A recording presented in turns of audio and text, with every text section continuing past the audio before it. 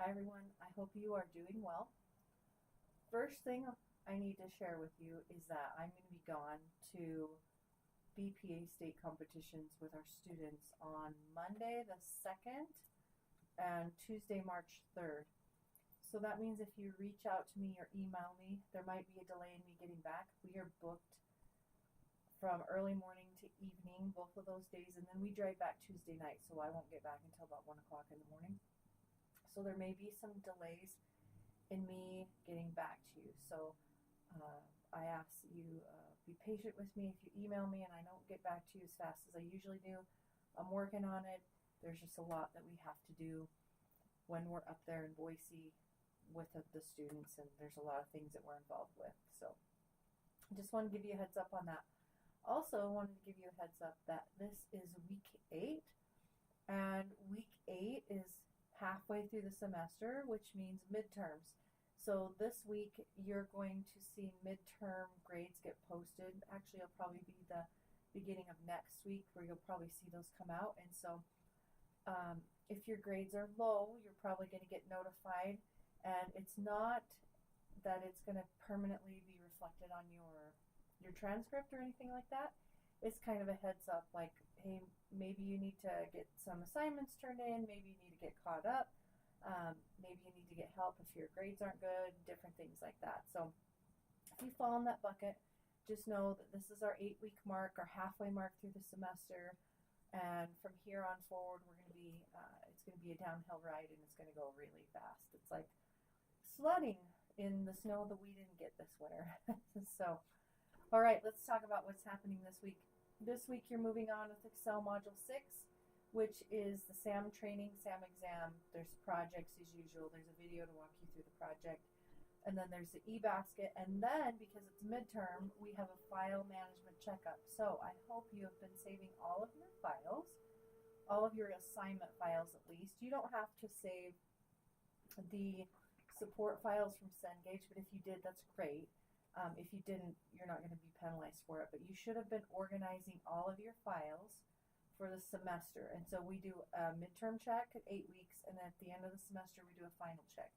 Now, I would encourage you not to skip this because we only have 2 submissions for this. If you miss this one, students have learned this the hard way, you'll get your grade dropped. So just because there's few points for this particular assignment for this section, that if you skip one of 2, it's going to drop your grade, at least a full letter grade.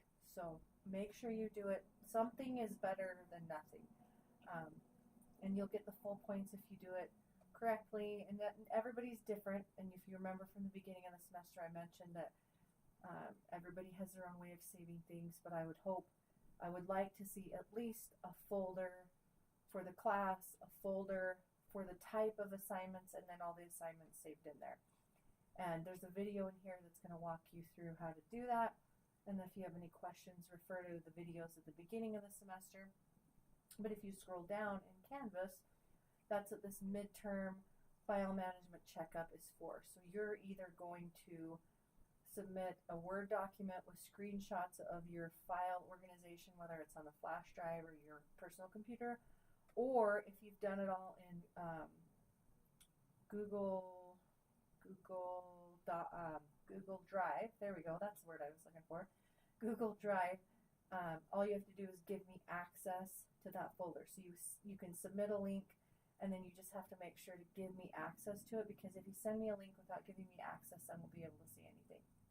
And then I have an example of the midterm management submission, what it would look like if you submitted it in a Word document. Okay, so now that we've talked about what's happening this week, make sure you're getting all of this done. You have about 7 days to turn in everything for full points, and then you have the 3 days where you take a late penalty. So just make sure you're keeping track of your assignments and your deadlines and things like that, so you can get the best grade possible at the end of the semester. And so let's talk about the eBasket.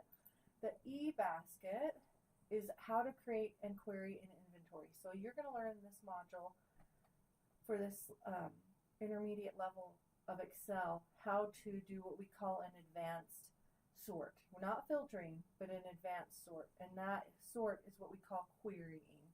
And so you're going to open a blank workbook, and then you're going to use the data provided in this table right here. You're going to type this in the Excel file, and then you're going to build 3 sections. You're going to create a criteria range and an extraction range, and then you're going to perform these extractions, and I'll show you what that looks like in a minute. Then you're going to format it and make it look clean and nice, and then you're going to save and submit that. So what does that look like? It looks like this. So what I had to do is put a screenshot of the Excel file in here for you, because it would be really easy for somebody to just duplicate this and submit it on their own, because there's no formulas or anything built into it.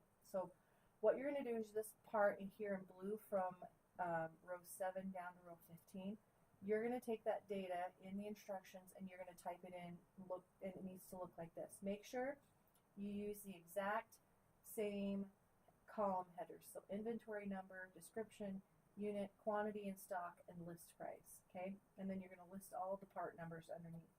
Then above it, you need to add a criteria range with the exact same headers, because the key in doing a query or the advanced filter, or not filter, but the advanced sort, is that you have to have these headers the exact same for it to pull the information based on the criteria under the criteria section, and then you're going to tell it to drop it down here in these bottom sections. So you're going to make 4 different sections below. So you're going to create the inventory list, then you're going to add a criteria range, you're going to put the exact same headers here as you did for here, and then for each step you're going to change this criteria. So this criteria here is you're going to pull inventory out of this list that is less than 10 in stock and then less than $10 in list price. And so that brings us down to this last one. So that when you query it, this last one, you're going to tell it to drop it down here into this section, and make sure you have your headers the same, and it's gonna pull 1. So what I would recommend is that you follow the video that I put out there for Project 1, because I do this exact thing in Project 1. Okay, it's going to show you everything you need to do, other than you just have to apply it here with some different information. So you're going to create the inventory list, then you're going to create the criteria range, and as you pull each set of data, so the first one technically you had in the instructions. Let me go back. The instructions is to sort or pull out all inventory items more than 10 in stock. So what you do is you come in here to the criteria. Once you have this built, you're going to come up here and you're going to say, you have to remember which way your gators go, right? So your greater than or your less than. And you're going to say all inventory items with more than 10 in stock. So we're going to go to quantity in stock, and we would change this to a greater than 10. Right now we're in less than 10. And that's it. So you wouldn't even have anything in list price. So you're just telling it to look for anything with a quantity of greater than 10. And when you do that and then you run your advanced sort, you're going to tell it to drop it down here in this section, and it should produce 4. 1, 2, 3, 4, and that'll help you know that you're on the right track.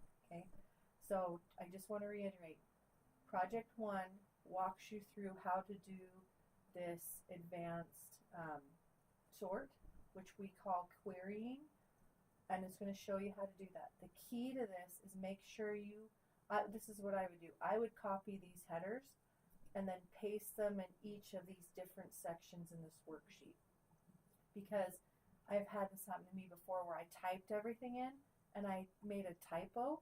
And so if you have these headers, these column headers as you go across each section, if you have one with a typo, the data pull isn't going to work. The query is not going to be able to find where it's supposed to be putting it, because it's looking for exactly this right here.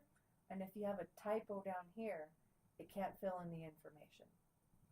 So if you have any other questions about that, first check out the Project 1 video, and then if you still are stuck, send me an email, and I'll walk you through it. But the other thing that I ask is you do this on the honor system, because technically you could type all this in and make it look like it's exactly supposed to be that way, because it is, there's no formulas or anything like that. We're just using a querying feature, and so I just ask that you give it a shot and do it the right way and ask for help rather than just copying it to get by for a grade. Okay? So that's what we're working on this semester. Again, if you have any, sorry, not this semester, but this week. That's what we're working on this week. So if you have any questions, let me know. And I hope you have a great week. And also, if you're looking for something fun to do, on Friday and Saturday, the 6th and the 7th of March, over at the Mini Dome, we're having Chrome in the Dome. It's hosted by a College of Tech's automotive program. So we have to work it. Our students work it, and a lot of you probably have signed up for it. If you've never heard of it, you should come check it out. But come see us, and there's a lot of cool cars and some really cool vendors that are set up. All right, that's all I have for you this week. Have a great week, and I'll talk to you again soon. Take care.